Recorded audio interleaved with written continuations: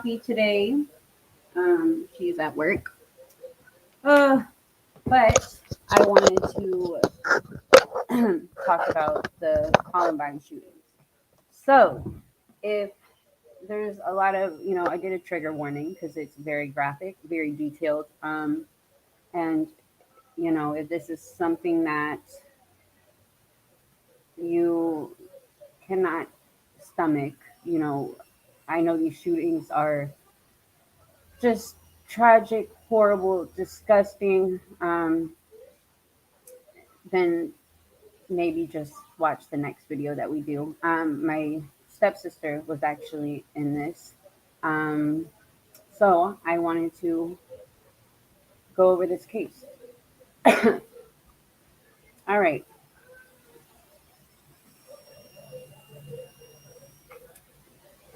Okay. Let me get my notes together, you guys. Let me get it together.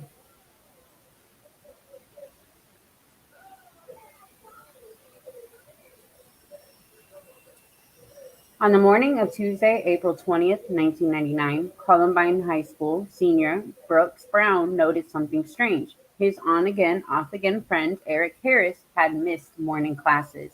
Even stranger, Harris, a straight A student, had missed their philosophy exam. Just before lunch period, Brown walked outside toward the designated smoking area near the school parking lot. On the way there, he encountered Harris wearing a trench coat and pulling a bulky duffel bag from his car, parked far from its designated spot. As Brown began to confront him, Harris interrupted him. "It doesn't matter anymore, Brooks. I like you now. Get out of here. Go home." Brown was confused, but that was nothing new in his relationship with Harris. Within the last year, Harris had done things like repeatedly vandalize the Browns' house, post death threats against him online, and he also bragged about his experiments building pipe bombs. Brown then shook his head and walked away from campus, weighing whether to skip next period. He had a really bad feeling, even though it wasn't unusual for him to act that way. Um, when he was a block away, that's when the noises started. At first, he thought that they were fireworks. Maybe Harris was pulling a senior prank, but then the sounds became faster. Gunfire, unmistakable. Brown started running, knocking on doors until he found a telephone.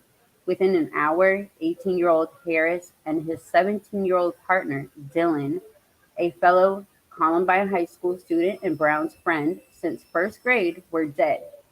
In that time, they had murdered 12 students and one teacher in what was then the deadliest school shooting in American history.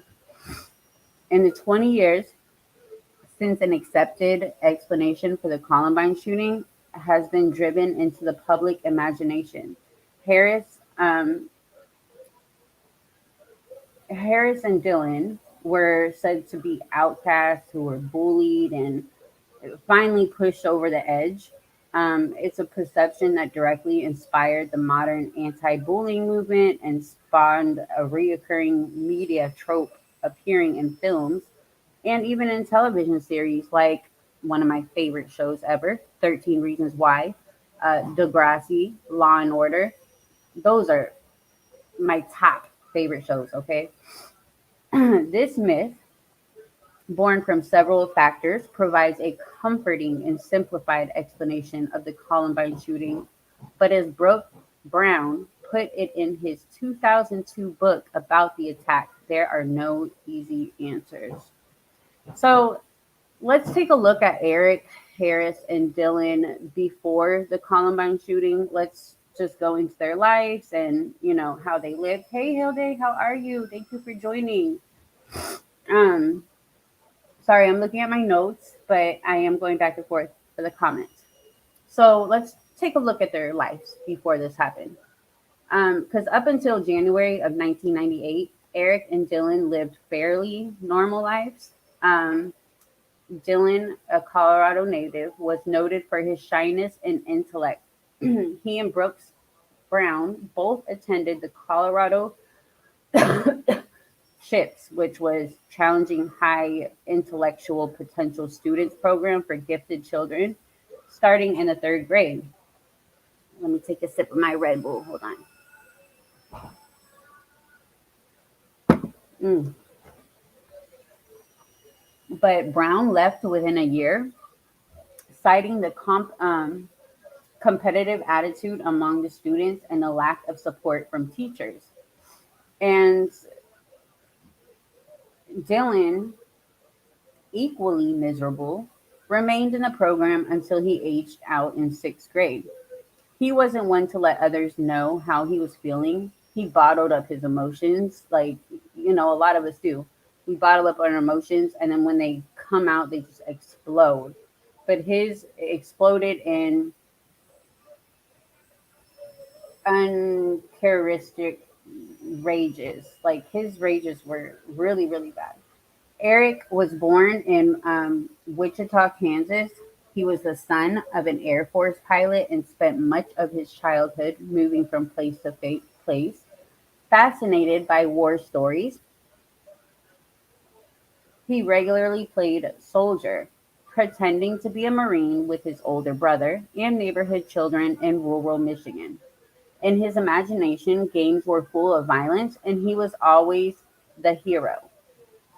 So he would play all these games, and some of them were violent, but he would end up being the hero. So at age 11, he discovered Doom, which is a pioneering action horror first person shooter video game.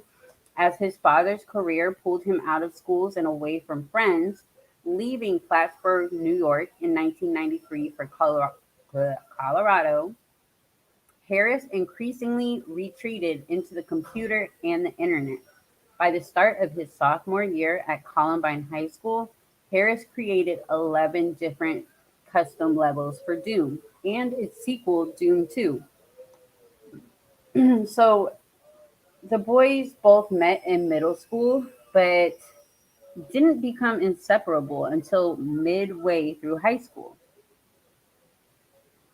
While some suggest the two boys were targets of bullying, many more accounts show them as actually fairly popular, maintaining a sizable group of friends.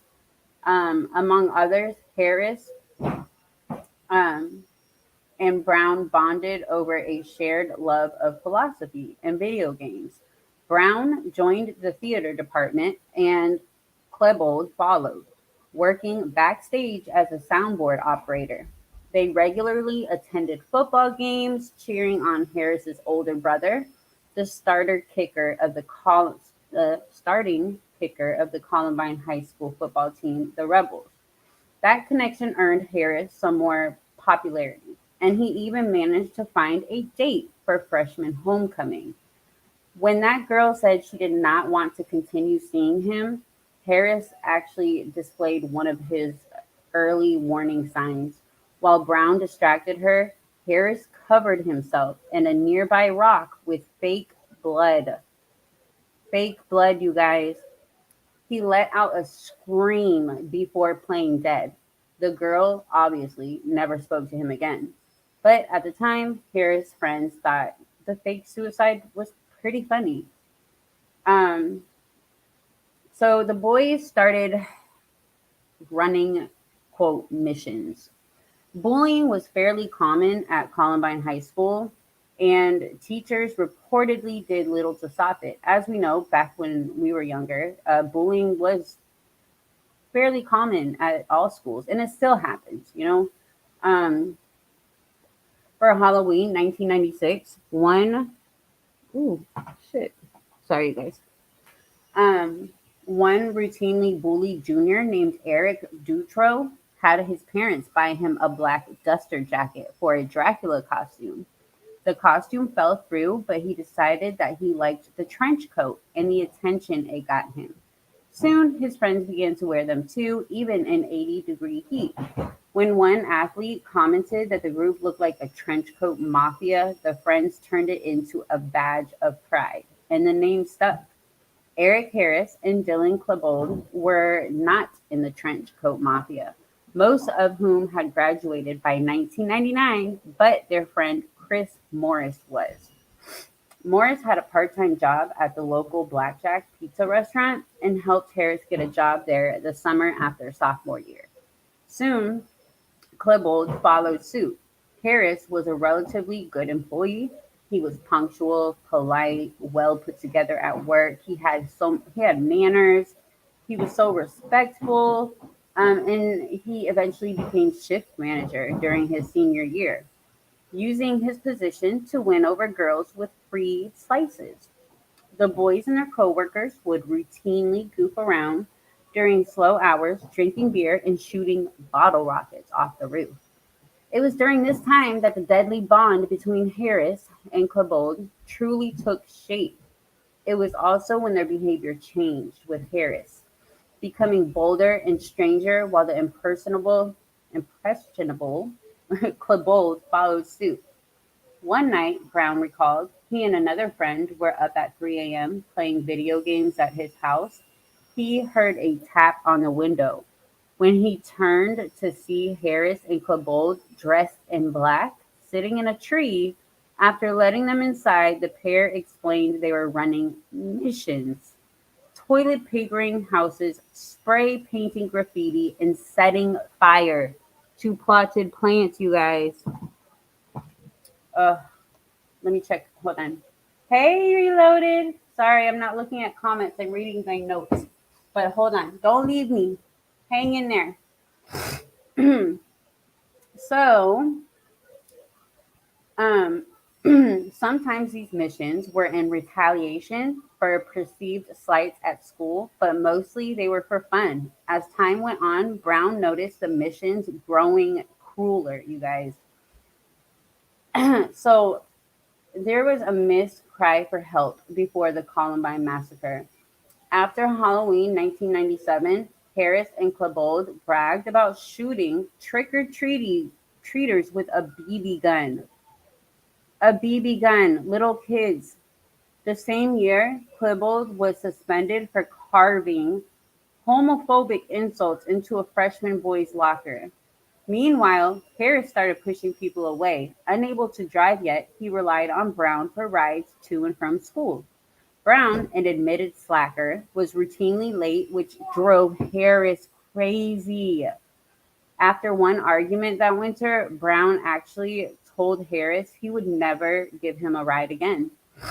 A few days later, parked at a stop sign by Harris's bus, Harris shattered Brown's windshield with a block of ice, you guys.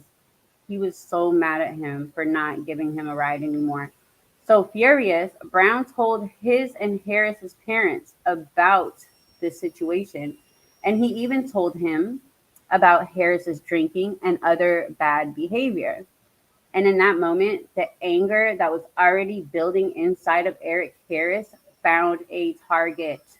In January, Klebold approached Brown in school, handing him a piece of paper with a web address written on it. I think you should look at this tonight, he said, adding, and you can't tell Eric I gave it to you. Brown was never sure why he'd done that, but Columbine author Dave Cullen suspected it was a trying to draw attention to Harris's behavior, like a cry for help. Okay. Um, on the website that Harris had for AOL, it was a profile where he wrote under the name Reb for Rebel, sometimes Reb Doomer. He detailed his nocturnal exploits with vodka scream name, describing various acts of vandalism, including building pipe bombs and his desire to kill people, namely Brooks Brown. Brown's parents actually called the police. The detective they spoke to noted pipe bombs had been found in the area and thought the threats were credible enough to file a formal report. A few days later, Harris and Klebold missed school. Rumors swirled around Columbine High School that they were in serious trouble. Relieved, the Browns felt they had taken care of the problem. What they didn't know is that Harris and Klebold had been arrested for a completely different felony, breaking into a parked van and stealing electronic equipment. Harris's father, Wayne, managed to get both boys into a juvenile diversion program. Once successfully completed, both boys were deemed rehabilitated and given clean records. Had the presiding judge seen the Brown report, or if the search warrant had been executed, Harris would have been rejected and jailed for the van theft, and the police would have found his growing pipe bomb arsenal. For some reason, though, that information was not shared, and the search warrant was unsigned. By all accounts, Harris was a model program participant, seemingly deeply repentant. He maintained straight A's and never missed a counseling session. Behind that facade, though, facade, the embarrassment of being caught ignited a spark inside both Harris and Klebold. By spring 1998, they were already planning Judgment Day, or NBK, shorthand for the film Natural Born Killers. Oh, we're going to take a look inside the minds of Eric Harris and Dylan. The journals of both Harris and Dillon provide insight into both their planning of Judgment Day and their psychological makeup at the time. In early 1998, Harris stopped posting online and began keeping a notebook he titled The Book of God, mostly dedicated to his homicidal fantasies and nihilistic philosophy. Klebold had actually been keeping his own diary, existence, a virtual book. Since the previous spring, the differences between the two are striking. Klebold wrote in florid Morris prose and poetry about God, self-medicating with alcohol, cutting himself, and his persistent thoughts of suicide. Far more often than violence, he talks about love, both abstractly and personally. The journal contains two notes to a girl he was fixated on, neither of which were ever delivered, and many, many drawing of hearts. Overall, Klebold felt that he had ruined his life and that no one understood him. Other people were, and I quote, zombies, he thought, but they were also the lucky ones. As he wrote in a note on the journal's first page, fact, people are so unaware. Well, ignorance is bliss, I guess. That would explain my depression. Harris's journal is more single minded. To him, people were robots, conned him into following a false social order, the same one that dared to judge him. I have something only me and we have, self awareness, he wrote a year before the attack. Other people didn't think for themselves and would never survive a doom test, Harris thought. A final solution, like that of the Nazis, was what would save the world: natural selection. The same message printed on his shirt during the shooting. Often, Harris's cruelty would unfocus and not tied to any particular slight. It was compulsive. And in addition to hating human beings, loving Nazis, and wanting to kill mankind, in an entry from November of 1998, he actually describes his fantasies, stating, I want to grab some weak little freshmen and just tear them apart like a fucking wolf. Show them who is God. In a presentation to a conference of psychologi- psychologists years after the shooting, Dwayne, I couldn't pronounce this word, Fulsler of the FBI, he actually presented his belief that based on his homicidal fantasies, skill at lying, and lack of remorse, that Eric Harris was a budding young psychopath. In response, one of the participants raised an objection. I think he was a full blown psychopath, okay? Um, so when they were preparing for this judgment day at Columbine High School for a year, They were dedicated to building dozens of explosives, pipe bombs, and crickets made from CO2 canisters. He looked into making napalm and at one point tried to recruit Chris Morris into what he had planned for these explosives, playing it off as a joke when the other refused. Harris also took notes about students' movements and the number of exits in the school. Meanwhile, he researched the Brady Bill and various loopholes in gun laws. Okay, baby. Hold on, you guys. I'm almost done, baby. Hold on. Before finally, on November 22nd, 1999, joining Klebold and convincing an 18-year-old mutual friend, um, and later Klebold's prom date to buy two shotguns and a high. Okay, hold on. I am going to change him. It is a flashback. I'm going to change my son real quick because I don't want him in here while I'm talking about this. I have probably about 5 minutes left, you guys, so it won't be that much longer. But give me 2 minutes to change him, okay? Come on, baby.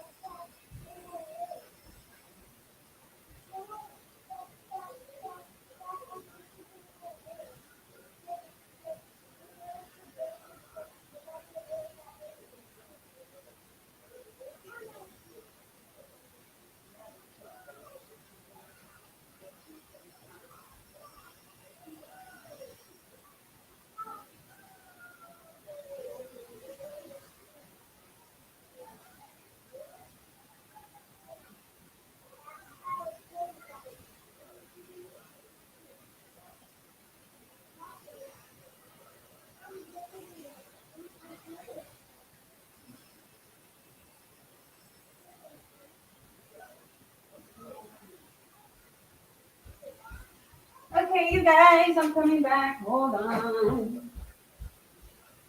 Hold on.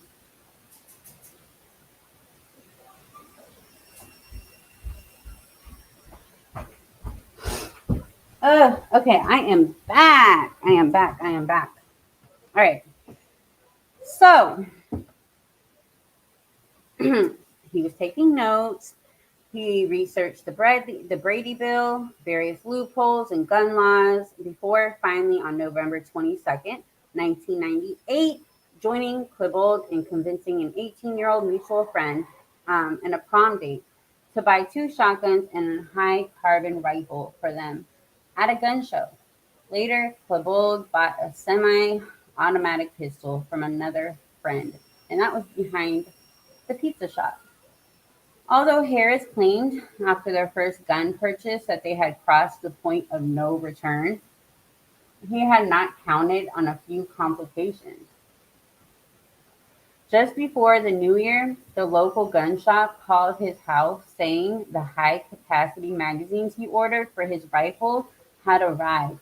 The problem was that his father actually picked up the phone and Harris just told him it was the wrong number. Nothing to worry about. The most persistent obstacle, however, was Kabol's mental state. Many times before the attack, Kabold wrote about plans to kill himself, including stealing one of Harris's pipe bombs and strapping it to his neck. Several other journal entries are signed "Goodbye," as if he expected them to be his last ones.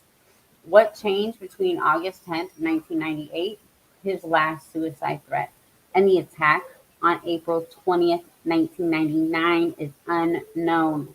At some point, Kabold committed to the NBK plan, although perhaps he only thought about it as an elaboratory theatrical suicide. One of his last entries read, "I'm stuck in humanity. Maybe going NBK with Eric is the best way to break free. I hate this." Written 5 days before the attack ends with, time to die, time to be free, time to love. Nearly all the remaining pages are filled with drawings of his intended outfit and weapons. The pair worked their final shift at Blackjack Friday, Pizza on Friday, April 16th. Harris secured advances for them both to purchase last minute supplies. Klebold attended prom with a group of 12 friends on Saturday, while Harris went on a first and last date with a girl he recently met. That Monday, the original date for the attack, Harris postponed the plan so he could buy more bullets from a friend.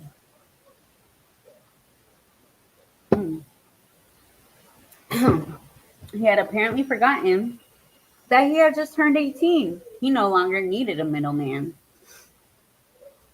The Columbine shooting doesn't go according to plan. The next morning, April 20th, both boys got up and left their houses by 5:30 a.m. to begin final preparations. In some ways, the killer's writings help decrypt the Columbine shooting, not because of what they reveal about their emotions, but the details of what they really wanted to do. From the outside, the massacre at Columbine High School looks like a school shooting. With their notes, though, it's clear that this was a badly planned out, bungled bombing. The duffel bag that Eric Harris was carrying when he talked to Brooks Brown contained one of several propane tank time bombs. Two were placed in the cafeteria to bring down the ceiling and allow Harris and Klebold to shoot students as they fled. Brown had also noted his friend's car was parked from its usual place. That was because both Harris and Klebold's cars were rigged to explode as police, ambulances, and journalists arrived, killing many in the process. A final bomb was placed in a park 3 miles from school, set to go off before the others. This, they hoped, would draw away police, buying time before the authorities arrived and killed them. Suicide by cop was Harris and Klebold's intended finale. As anyone familiar with the Columbine shooting knows, none of that happened. Because these bombs were so much bigger than the others, Harris and Klebold could not hide them at home. Instead, they were hastily constructed on the morning of the attack. Smart as both boys were, they had no idea how to wire detonators and failed to figure it out in the limited time allotted for their construction. Thankfully, thankfully, none of these bombs went off. Could you guys imagine? With this central failure in mind, the rest of the killer's actions takes on new significance. Apparently, Klebold got cold feet when the cafeteria did not explode. They were supposed to stand many yards from each other for an optimal firing range, but when the shooting started, the two were standing together at Klebold's assigned position. From this, it can be inferred that Harris had to convince Klebold to go through with the attack at the last minute. Even after that, Harris did most of the shooting. Survivors and police expressed confusion about why the shooting abruptly stopped. About half an hour into the attack, Harris and Klebold were in the school library with nearly 50 people at their mercy. Then they left, allowing the majority to escape. The next time they shot people, it was to kill themselves. The turning point seems to be when, after killing one student in the library, Harris' shotgun recoiled into his face, breaking his nose. That asshole deserves way more than that. Security cameras show they then went into the cafeteria, trying and failing to set off the propane tanks with pipe bombs and shotgun blasts. They then tried provoking police by firing through the windows, but the officers neither hit them nor entered the building. Finally, Klebold and Harris returned to the library to watch their car bombs fizzle before picking a spot with a view of the Rocky Mountains and shooting themselves. The true motives behind the Columbine High School massacre. Compared with Harris and Klebold's ambitions, the Columbine High School attack was a complete failure. Originally planned for April 19th, the anniversary of the Waco siege and the Oklahoma City bombing, the attack Harris hoped would beat Timothy McVeigh's body count in Oklahoma. He fantasized about planting bombs around Littleton and Denver, and in one journal entry wrote that if he and Kabul survived Judgment Day, they should hijack an airplane and crash it into New York City. These guys are freaking morons. Mm. Eric Harris did not see himself as a good kid pushed to violence. He wanted to be a domestic terrorist. In an apparent answer to his parents' concerns about his future, he wrote, "This is what I want to do with my life." Almost exactly a year before the Columbine shooting, Harris came the closest to explaining why he would shoot up a school. He was not attacking specific people or even Columbine High School itself. He was attacking what school represented to him. The point, hold on, I lost my thought. I lost my note. Into the society he despised, suppressing individuality and human nature. School is society's way of turning all the young people into good little robots and factory workers, he wrote on April 21st, 1998, continuing, "I will sooner die than betray my own thoughts, but before I leave this worthless place, I will kill whoever I dream, unfit for anything at all, especially life." So why don't more people know about this? The Columbine shooting was among the first national tragedies of the era of cell phones and the 24-hour news cycle. Reporters were at the school interviewing traumatized teenagers as the events unfolded. Some students, unable to get through to overloaded emergency services, began calling news stations and then broadcast their understandably unreliable eyewitness testimony across the world. Klebold and Harris were two of 2,000 students at Columbine High School. Most interviewees did not even know them, but that did not stop them from answering questions. From a few jumbled pieces, the flawed popular image began to form. Klebold was in the theater department, so he was gay, and mocked for it. Both boys wore trench coats during the attack, so they were in the trench coat mafia. The police were another problem. The Jefferson County Sheriff had only been in office since January, and he simply did not know how to handle the situation. Instead of sending it, Instead of sending it SWAT teams, police held their perimeter unit until after they killed themselves. One victim, Dave Sanders, was allowed to bleed out due to the slow police response, and multiple bodies were left where they were, two outside and uncovered overnight for fear of booby traps. Can you imagine? They didn't want to go. They, oh, you guys, I can't. Every time I think about this. Some parents were not even told their children were killed. They learned about it in the newspaper. Worse still was the dirty secret that Brooks Brown and his family shared almost immediately. The police had been warned about Eric Harris, and affidavits for a search warrant had been written. Not only could the Columbine shooting have been prevented, it should have been. As a result, resources were shifted from an investigation to a cover up. Oh, on TV, the sheriff labeled Brooks Brown an accomplice to silence him. Victims' families fought and failed in Colorado courts to get documents released, and the police file on Eric Harris, it mysteriously went missing. It just poof, gone.